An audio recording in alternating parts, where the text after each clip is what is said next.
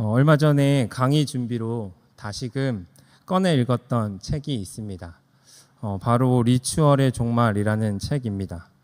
우리에게는 피로 사회로 더 유명한 저자인 한병철 박사가 쓴 책입니다.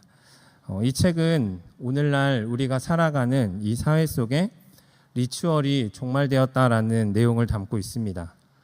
리추얼이라는 것은 간단하게 말해서 반복적으로 수행하는 무언가를 의미합니다. 저희가 가장 잘 이해할 수 있는 단어를 예배를 생각을 하시면 될 것 같습니다. 그런데 오늘은 이 리추얼에 대한 이야기보다는 그 책 안에 우리가 살아가는 사회를 읽을 수 있는 아주 중요한 요소가 있어서 그것을 먼저 소개하려고 합니다. 바로 챕터 1에 나오는 생산 강제입니다. 우리가 살아가는 사회는 생산을 강제하는 사회입니다. 계속해서 무언가를 생산해내야 살아남을 수 있는 사회 속에서 우리가 살아가고 있다는 것입니다. 우리의 삶을 조금만 들여다보아도 알 수 있습니다. 우리 아이들의 삶은 어떠한가요?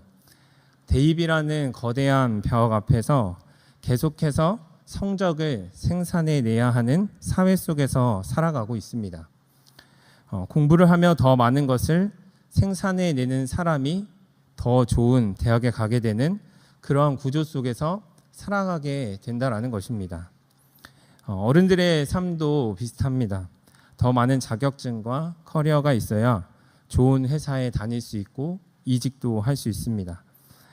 그런데 입사로 그것이 끝날까요? 이직으로 그것이 끝날까요? 아닙니다. 좋은 회사면 회사일수록 더 많은 성과와 결과를 보여주고 증명해야 더 높은 자리로 올라갈 수 있고 그것을 유지할 수 있다는 것입니다. 육아를 해보니까요. 육아를 할 때에도 계속 무언가를 생산하고 소비하는 삶을 살아가더라고요. SNS에 올라오는 사진들을 보면서 이곳이 좋으니까 이곳도 가고 저것이 좋으니까 저기도 가고 정신없이 그것들을 따라 살아가는 우리의 삶을 바라볼 수 있게 됩니다. 또한 우리의 삶은 미디어라는 세상 안에서 수많은 콘텐츠들을 생산해내고 소비하며 살아갑니다. 특별히 그 쇼츠라는 아주 짧은 영상 있죠. 그것을 계속해서 우리의 삶 가운데 생산해내고 소비하는 삶을 살아가고 있는 것이 우리가 살아가고 있는 생산 강제의 사회다라는 것이죠. 결과적으로 우리는 끊임없이 자신을 몰아붙이며 열심히 일하고 의도하든 또 의도하지 않든 자기 자신을 착취하며 살아가고 있다는 것입니다. 이러한 모습을 보면서 한병철 박사는 나르시시즘 성과 주체라고 그것을 명명하고 있습니다. 쉽게 말해서 우리 자신이 스스로 사랑하고 또 믿을 수 있는 그런 자유로운 존재인 것처럼 보이지만 사실은 사회가 요구하고 있는 그런 성과를 이루기 위해 자기 자신을 혹독하게 몰아붙이고 있는 사람으로서 살아가고 있다라고 이야기하는 것입니다. 문제는 이렇게 계속 자신을 착취하게 되면 결국 우리의 몸과 마음이 이를 견디지 못하고 무너져 버리게 됩니다. 이것을 번아웃이라고 부릅니다. 우리는 우리 자신이 자유롭게 선택해서 열심히 살아간다라고 생각하고 있지만 그것이 도리어 우리를 병들게 하고 또 피곤하게 만들어 더 이상의 기쁨과 의욕도 완전히 잃어버린 그런 상태 속에 살아가게 된다라는 것입니다. 지난달에 설거지를 하면서 MK 유니버스의 대표이자 유튜버인 김미경 씨의 간증을 들었습니다. 김미경 TV를 운영하면서 그 콘텐츠들을 하나씩 살펴보면요. 누구보다도 열심히 살았다고 자부할 수 있는 사람 중에 한 명이 그분이라는 것을 알 수 있습니다. 제가 이분을 알게 된 것도 코로나 시기에 어떤 방향으로 어떻게 나가야 할지에 대한 방향을 모르고 있을 때 리부트라는 개념을 담임 목사님께서 소개해 주셔서 알게 되었습니다. 그래서 시간이 될 때마다 콘텐츠를 봤는데 어느 날 아내가 이분이 그 예수님을 믿게 되었다라고 이야기를 하는 거죠. 그래서 그 소개로 영상을 보게 되었습니다. 자세한 간증 내용은 유튜브를 참고해 주시고요. 핵심은요, 누구보다 열심히 살았고 성공을 했는데 한계를 만났고 그 한계를 만났을 때에 복음을 받아들였다라는 것입니다. 그 한계를 만났던 시간들을 고백을 하는데 누구보다도 어려운 상황 속에서 자수성가하였고 돈도 벌었고 성공을 하였지만 계속해서 어떤 결과물과 생산을 해내야 했기 때문에 자기 자신과 또한 가족들을 착취하고 있는 그런 병들어진 모습 속에 놓여져 있었다라는 것을 고백한다라는 것입니다.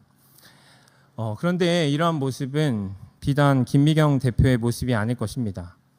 바로 우리가 살아가고 있는 삶의 모습이지 않을까라는 생각을 하게 됩니다. 세대마다 또 직업마다 역할마다 성별마다 차이는 있을 수 있겠지만 결국 자기 스스로가 자신을 증명해야 하는 무언가의 성과와 무언가를 계속해서 만들어내야 하는 그런 사회 속에서 살아가게 된다라는 것입니다. 그래서 이런 모습을 미국의 정신 분석학자인 하버트 프루이덴버거라는 사람이 번아웃 증후군이라는 단어로 정리한 것입니다. 자신이 일하던 진료소에서 자원봉사자들이 피로와 또 무력감을 겪는 모습을 보면서 이 사람이 명명한 것인데요. 정리를 하면 번아웃 증후군은 이렇게 정의를 내릴 수 있을 것 같습니다. 같이 함께 읽어보도록 하겠습니다. 과도한 스트레스와 업무 부담, 지속적인 정서적 긴장 속에서 심리적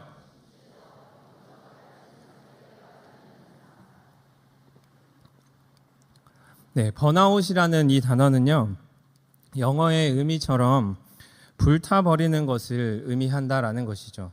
우리의 정서와 심리와 영적인 사회적인 부분들을 다 불태워버려 제대로 된 기능을 발휘하지 못하도록 한다라는 것입니다. 그렇다면 번아웃이 오면 나타나는 증상은 무엇이 있을까요? 첫 번째로 정서적인 부분을 살펴보면요, 정서적인 탈진과 또 무기력감과 우울감, 불안을 느끼게 됩니다. 정서적인 부분에 회로가 제대로 작동하지 못하게 되는 것입니다. 그렇게 되면 우리는 쉽게 옆에 있는 사람들에게 짜증을 내게 됩니다. 또 어떤 때는 갑자기 울컥하며 눈물을 흘리기도 합니다. 감정적인 부분에 문제가 생기니 감정 기복이 굉장히 심해지고 무언가를 하려고 하는 그런 의욕조차 생기지 않게 된다는 것입니다. 두 번째는 신체적인 부분에서는요, 만성 피로가 있고요, 또 수면 장애, 두통, 소화 불량을 겪게 됩니다. 번아웃 증후군은 정서적인 질병 같지만 결국 그 감정이라는 것은, 정서라는 것은 우리의 몸과 연결되어 있기 때문에 이 몸에도 어떠한 사인을 주고 있다라는 것입니다. 그래서 잠을 잘 때에 자주 깨기도 하고 충분히 자도 피곤한 감정을 느끼게 되는 것입니다. 그러다 보니 몸의 면역력이 저하되게 되고 쉽게 아프고 아픈 것들이 계속 지속이 되는 그런 모습을 보인다라는 것이죠. 세 번째 특징은 인지적인 증상입니다. 집중력, 판단력이 저하가 되고요, 부정적인 사고가 증가하게 됩니다. 그러다 보니 실수가 많아지게 되고 결정에 어려움을 겪게 되는 것입니다. 부정적인 사고가 증가하면 증가할수록 무엇을 바라보는 태도가 굉장히 비관적이게 바뀌게 되고 새로운 것을 도전하지 못하게 되게 됩니다. 네 번째는요, 영적인 증상인데요. 신앙적인 회의와 사명의 상실, 그리고 영적인 것에 무감각해지게 된다는 것입니다. 꼭 신앙을 갖고 있는 사람들을 제외하고도요, 사람들은 모두 영적인 부분들을 가지고 또 인식하며 살아가게 되는데 그 부분이 제대로 작동하지 않게 된다는 것입니다. 마지막으로 이런 내용들이 종합되어 사회적인 부분에서 냉소적인 태도를 취하기도 하고요, 분노하기도 하고 무관심하기도 하는 그런 극단적인 방법을 취하다 보니까 대인 관계가 단절되고 소외감을 느끼게 되는 증상들이 나타납니다. 이처럼 번아웃은 와도 괜찮고 안 와도 괜찮은 것이 아니라 우리가 삶을 영해가는 데에 큰 방해가 되며 또 무기력함으로 인하여 우리는 실패를 경험할 수밖에 없게 된다라는 것이죠. 그럼에도 우리가 이 번아웃이라는 단어에 갇히지는 말아야 합니다. 번아웃이라는 단어는 어떤 현상에 대한 명명일 뿐입니다. 오히려 우리가 나는 번아웃이야 하면서 오히려 우리를 가두는 데에 이 단어를 사용해서는 안 됩니다. 또한 삶을 살아가는 과정들 속에 지금 방금 말씀해 드렸던 이런 증상을 뛰어넘는 그런 탈진을 우리의 삶 가운데서 경험한다라는 것입니다.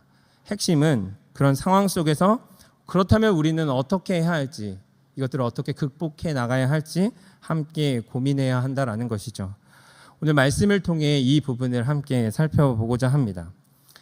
성경에도 이러한 탈진을 겪은 인물이 등장합니다. 그 사람의 이름은 바로 엘리야입니다. 엘리야는 북이스라엘의 가장 악한 왕으로 뽑히는 아합 시기의 선지자였습니다. 그러한 시기에 엘리야는 혜성같이 등장하여 이스라엘 역사에 획을 긋는 그런 역할을 감당합니다. 열왕기상 17장 1절 말씀을 함께 읽어보도록 하겠습니다. 길르앗에 우거하는 자 중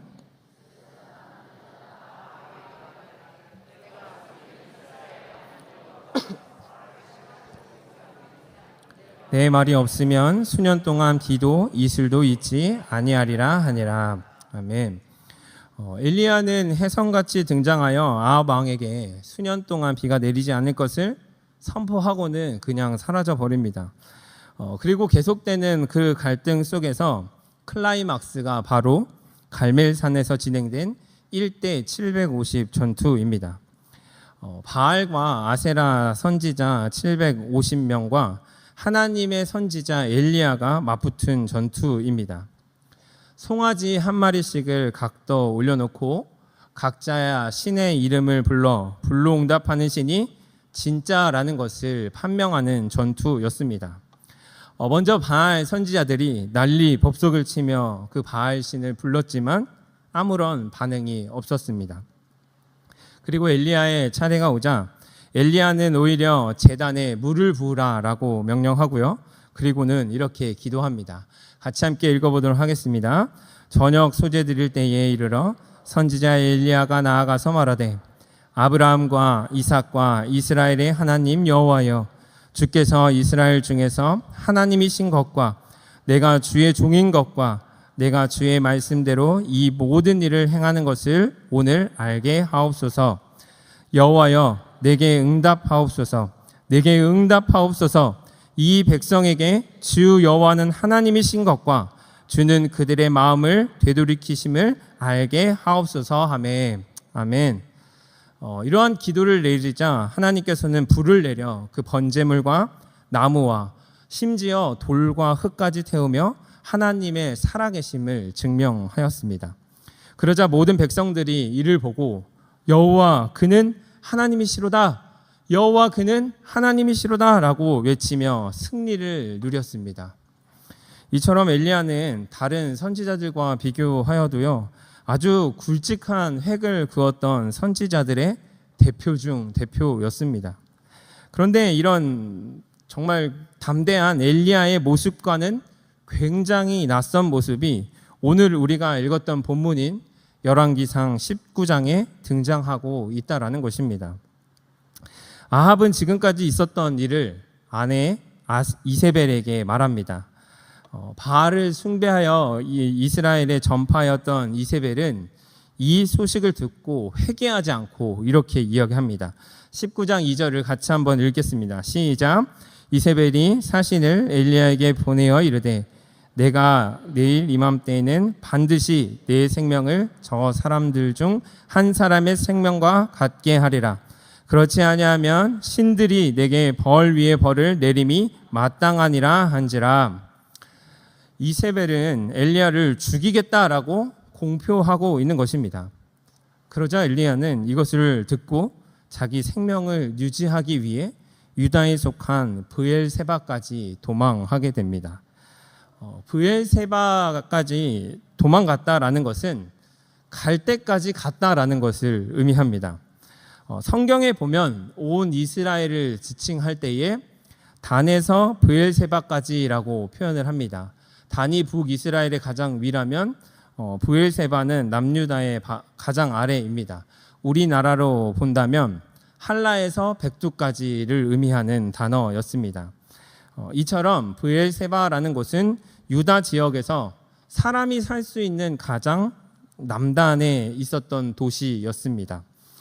이 아래로 가면은 네게브라는 지역이 펼쳐지는데요. 그 네게브라는 지역은 그림에서 보는 것과 같이 광야 지역이라고 생각하시면 되겠습니다. 즉 브엘세바 아래로 가면 사람이 살 수 없는 광야 지역이다라는 뜻입니다. 3절을 보니 이 엘리야는요, 자신의 사환을 데리고 브엘세바까지 갔다가 사환을 그곳에 머무르게 하고는 광야로 하룻길쯤 더 들어가게 된 것입니다. 여기서 우리가 너무나도 익히 잘 알고 있는 유명한 장면이 등장합니다. 바로 로뎀나무 아래에 있는 엘리야의 모습입니다. 그림을 보시면요, 오른쪽에 있는 그 사진이 바로 로뎀나무입니다. 로뎀나무는요, 저희가 생각하는 것처럼 이렇게 위로 자라서 이렇게 큰 그늘을 만들 수 있는 나무라기보다는 관목종에 불과했습니다. 그래서 살펴보면요, 그늘이 제대로 만들어지지 않는다라는 것을 알 수 있습니다. 그런 로뎀나무 아래에서 엘리야가 앉아서 하나님 앞에 하소연하고 있는 것입니다. 4절 말씀을 함께 읽어보도록 하겠습니다. 자기 자신은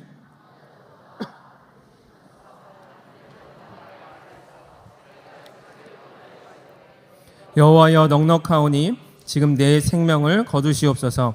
나는 내 조상들보다 낫지 못하니다 하고, 엘리야의 모습은요, 번아웃된 모습 그 자체였습니다.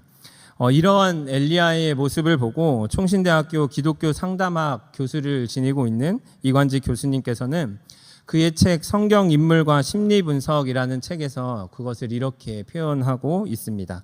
같이 한번 읽어보도록 하겠습니다. 그러나 이세벨 왕후의 위협 앞에서 엘리야는 갈멜산에서 드러난 확신과 용기의 모습과 대조적으로 좌절과 두려움의 모습으로 돌변한다. 그의 기도에서 좌절감, 두려움, 절망감, 무력감, 열등감, 고독감, 극도의 피로감을 느낄 수 있다. 엘리야는 깊은 절망의 수렁에 빠져버리게 된 것입니다. 어떠한 이유였는지 정확히 성경에 기록되어 있지는 않지만 그의 기도문과 또 행동으로 유추해 보면 자기 중심적인 태도를 가지고 이 자신의 상황들을 해석해 나갔던 것으로 여겨집니다. 자신의 수고가 헛되다라고 생각한 것입니다. 극적인 역사 이후에 자신의 생각대로 이 모습들이 흘러가지 않자 절망을 해버린 것입니다. 이런 엘리야의 모습을 통해 우리는 그의 모습이 마치 번아웃 증후군에 빠진 사람 같다라는 것을 알 수 있습니다. 이 표를 보고도 알 수 있는데요, 정서적인 부분에서는 두려움과 절망을 느끼고 도망가였고 또 포기하였고 우울한 모습을 보입니다. 그리고 탈진되어 있는 그런 무기력증에 빠져 있는 것이 엘리야의 모습이었고요, 자기 연민이라는 왜곡된 인식을 가지고 신앙적 회의를 가지며 또 사명을 상실하였습니다. 도망자의 모습으로 살아가고 있었다라는 것이죠. 그러다 보니 자신밖에 나만 남았습니다라는 생각을 가지며 소외감을 느끼고 또 고립된 모습을 보여주고 있다라는 것입니다. 스스로 고립된 자기 동굴로 들어가고 있는 엘리야의 모습인 것입니다. 그렇다면 핵심은요, 하나님께서는 그런 엘리야를 어떻게 회복시켰는지 함께 살펴보고자 합니다. 은혜가 풍성하시고 사랑이 많으신 하나님 아버지는 친히 엘리야를 찾아와 주셨고 만나 주셨고 회복시켜 주셨습니다. 하나님께서는요, 이런 엘리야와 인격적인 관계 안에서 그를 다시금 빚어가셨다라는 것입니다. 하나님께서 어떤 방법을 사용하셨냐면요, 첫 번째 조치는 어루만지심이었습니다. 5절 6절을 한번 읽어보도록 하겠습니다. 함께 읽겠습니다. 로뎀나무 아래에서 누워 자니 천사가 그를 어루만지며 그에게 이르되 일어나서 먹으라 하는지라. 본즉 머리맡에 숯불에 구운 떡과 한 병 물이 있더라. 이에 먹고 마시고 다시 누웠더니 하나님께서는요 로뎀나무 아래에 누워서 자고 있는 엘리야에게 천사를 보내셔서 어루만지게 하십니다. 그리고는 그에게 일어나 먹으라라고 말씀하시죠. 저 같으면요 이 모습이 얼마나 한심스럽기도 하고, 네가 그렇게까지 역사했는데 왜 나를 믿어주지 못하냐라고 얘기를 하면서 화를 내고 또 질책할 것 같습니다. 그런데 이내로 오신 하나님께서는 그러한 엘리야의 모습, 탈진하여 쓰러져 있는 우리의 모습을 보시고 질책하여 나가는 것이 아니라 어루만지심의 방법을 사용하셨다라는 것입니다. 그리고 그에게 떡과 물을 허락하십니다. 그것도 그냥 떡이 아닙니다. 말씀을 잘 살펴보면 숯불에 구운 떡을 허락하십니다. 며칠 동안 무기력하고 도망가기에 바빴던 이 엘리야가 먹지도 못했을 텐데 얼마나 큰 힘과 위로가 되었을까요? 하나님께서는 먼저 어루만지시고 힘을 낼 수 있도록 엘리야를 일으켜 세우고 계신다라는 것을 살펴볼 수 있습니다. 그래서 엘리야는 일어나 먹고 마시며 그 힘을 가지고 40일 동안 하나님의 산 호렙산으로 향하게 됩니다. 오늘도 하나님께서는 삶의 탈진 속 무너져 있는 우리를 찾아오시고 또 다그치지 않으시며 다양한 하나님의 방법으로 우리를 어루만지고 계십니다. 그럴 때 우리는 다시금 일어설 수 있는 기회를 갖게 되는 것입니다. 두 번째는 무엇이냐면 공감하시고 경청하신다라는 것입니다. 호렙산에 도착한 엘리야에게 하나님께서는 이렇게 물어보십니다. 엘리야야, 내가 어찌하여 여기에 있느냐? 이 질문은요 엘리야를 나무라는 그런 질문이 아닙니다. 오히려 공감하시고 또 경청하시기 위한 하나님의 지혜가 담겨져 있는 질문입니다. 이 부분을 총신대학교 김정우 교수님은 그의 책 너는 어찌 여기 있느냐에서 이렇게 표현하고 있습니다. 다 같이 한번 읽어보도록 하겠습니다. 엘리야야, 너는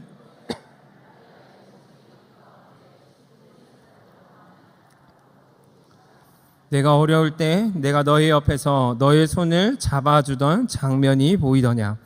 내가 너를 어루만져주던 장면이 보이더냐? 아멘. 그러나 여전히 엘리야는 그 은혜를 인식하지 못하고 이렇게 대답합니다. 10절 말씀을 읽어보도록 하겠습니다. 그가 대답하되 내가 만군의 여호와께 열심히 유별하오니 이는 이스라엘 자손이 주의 언약을 버리고 주의 제단을 헐며 칼로 주의 선지자들을 죽였음이오며 오직 나만 남았거늘 그들이 내 생명을 찾아 빼앗으려 하나이다. 엘리야는 자신의 열심을 이야기하며 이스라엘 자손을 탓하고 있습니다.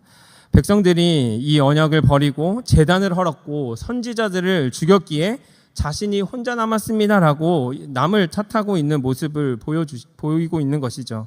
그래서 하나님께서는 다시 그를 나무라시거나 변명하지 않으시고 그를 동굴에서 빼내어 산 앞에 서게 하십니다. 이처럼 하나님께서는요 하나님의 지혜로운 질문을 통해 엘리야가 어떤 상황에 처해져 있는지를 직면하게 하십니다. 그리고 그가 어떤 이야기들을 하고 있는지 경청하고 계시는 것입니다. 이제 내가 먹을 것도 줬고 어루만져서 이제 힘이 났으니 바로 본론부터 들어가서 내가 하고 싶은 얘기 하겠다라고 이야기를 한 것이 아니라 하나님께서는 이 질문을 통해서 엘리야의 말에 경청하고 계셨고 그의 말에 공감하고 계시다라는 것입니다. 세 번째는 세미한 음성으로 찾아와 주셨습니다. 여호와 앞에 선 엘리야에게 하나님께서 지나가십니다. 11절 말씀을 함께 읽어보도록 하겠습니다.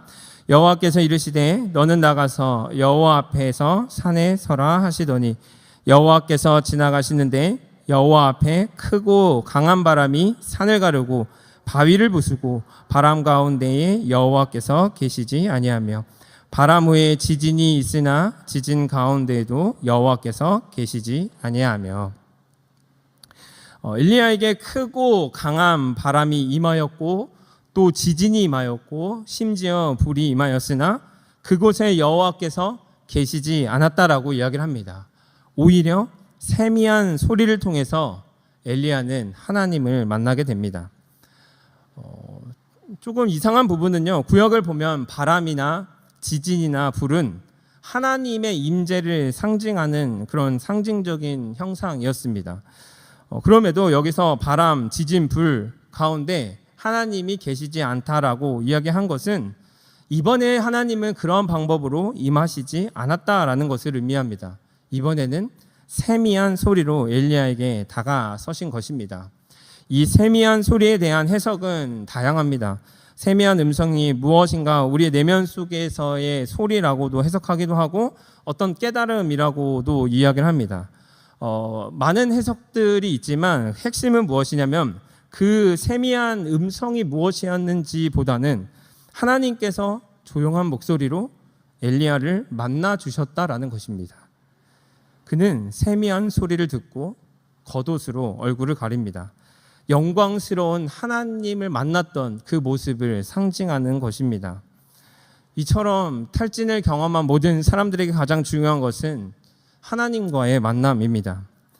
하나님과의 개인적인 만남 없이는요, 절대 이 탈진 속에서 헤어나올 수 없는 것입니다. 세미한 음성으로 다가오신 하나님께서 엘리야의 마음을 어루만져 주시고 또 그 세미한 음성을 통해서 억울함과 분노를 자제시켜 주셨을 것이고 또 이야기해 주시고 또 다독여 주셨을 것입니다. 네 번째로는요, 새로운 사명과 공동체를 허락해 주시는 방법을 사용했다라는 것입니다. 15절부터 하나님께서는 엘리야에게 새로운 사명을 허락하십니다. 15절 말씀을 함께 읽겠습니다. 여호와께서 그에게 이르시되 너는 내 길을 돌이켜 광야를 통하여 다메섹에 가서 이르거든 하사엘에게 기름을 부어 아람의 왕이 되게 하고. 새로운 사명이라는 것은 길을 돌이키는 것을 의미합니다. 완전히 새로운 세계를 열어갈 것을 우리에게 확신시켜 주시는 것입니다. 엘리야는요, 어두운 그 영적 질서가 영원할 줄 알았기 때문에 절망을 했던 것이었지만 하나님께서는 그러한 상황과 환경 속에서 새로운 세계를 설계해 가셨고 그 새로운 세계를 지금 엘리야에게 보여주고 계신 것입니다. 이것이 바로 사명입니다. 사명은요, 내가 이것을 하고 싶어서 내가 그것을 하겠습니다 라고 내가 정하는 것이 아니라 하나님께서 계획하시고 작정한 것을 바라보며 나의 길에서 하나님의 길로 돌이키는 것을 의미한다라는 것이죠. 자기 연민에 빠져서요, 낙심하고 탈진하여 무기력함에 빠진 이 엘리야에게 새로운 시선으로 하나님을 향해 나아갈 수 있도록 그분은 새로운 길을 허락해 주셨다라는 것입니다. 이처럼 하나님의 사명은요, 하나님이 우리를 정말 어떤 일에 그냥 사용하시기 위해, 이용하시기 위해 우리를 부르시는 것이 아니라 완전히 새로운 세계에 동참케 해주시는 주님의 은혜이자 사랑이다라는 것입니다. 그러면서 18절에 아주 놀라운 말씀을 우리에게 허락해 주십니다. 함께 읽겠습니다. 그러나 내가 이스라엘 가운데에 7,000명을 남기리니 다 바알에게 무릎을 꿇지 아니하고 다 바알에게 입맞추지 아니한 자니라. 아멘. 바로 우리가 생각하지 못했던 그런 동역자를 보전하고 계셨다라는 그 소망의 말씀을 허락해 주셨다라는 거죠. 히브리 문학에서 보면요, 7과 1000은 완전수를 의미합니다. 즉 7,000명이다라는 것은요, 어떤 진짜 7,000명의 사람을 의미할 수도 있겠지만 하나님께서 새로 허락하신 그 사명을 이뤄가기 위해, 수행하기 위한 그런 충분한 동역자를 내가 남겨두었고 너에게 불러줄 것이다라는 것을 의미하고 있다라는 것이죠. 우리에게도 동일한 은혜를 허락해 주실 것입니다. 탈진하여 쓰러져 있는 우리에게 하나님의 시선으로 새로운 사명을 바라보게 하시고 동역자들을 허락해 주셔서 이런 번아웃의 굴레에서 우리를 벗어나게 해주실 수 있는 분이 바로 하나님이시다라는 것입니다. 말씀을 정리하도록 하겠습니다. 하나님은요, 우리의 모든 상황들을 주관해 가시는 왕이십니다. 그분은 탈진 속에 있는 우리에게 친히 다가와 주시고 우리를 탓하지 않고 나무래지 않고 어루만지시고 공감하시고 경청하시며 세미한 음성으로 주님의 마음을 알려주시는 그런 분이십니다. 그리고 우리가 생각하지 못했던 새로운 사명을 우리 가운데 허락해 주시며 그 사명을 이뤄가기 위한 든든한 공동체가 너 옆에 있다라는 것을 우리에게 알려주시는 분이십니다. 그렇기에 이 자리에 혹시 탈진의 상황 속에 놓여진 분들이 계시다면 이 말씀을 붙들고 이 탈진에서, 이 굴레에서 빠져나오시기 바랍니다. 하나님께서 여러분들을 향한 그 새로운 사명을 발견하고 옆에 있는 동역자들을 바라보며 함께 그 사명을 이뤄가셨으면 좋겠습니다. 혹은 옆에 있는 분들이 탈진을 경험하고 있다면 하나님의 방법으로 다가가 주셨으면 좋겠습니다. 그분을 어루만지고 공감하고 이야기들을 들어주며 세미한 하나님의 음성을 함께 전해주고 새로운 사명과 공동체가 당신과 함께하고 있다라는 그 사실을 명확하게 또 진솔하게 겸손하게 전해주셨으면 좋겠습니다. 그렇다면 그분은 그 탈진의 굴레에서 나올 수 있게 될 것입니다. 그러한 은혜가 금광교회의 모든 성도님들의 삶이 되시길 주님의 이름으로 축원합니다. 우리 함께 지금 이 자리에서 찬양하시며 기도의 자리로 나아가도록 하겠습니다.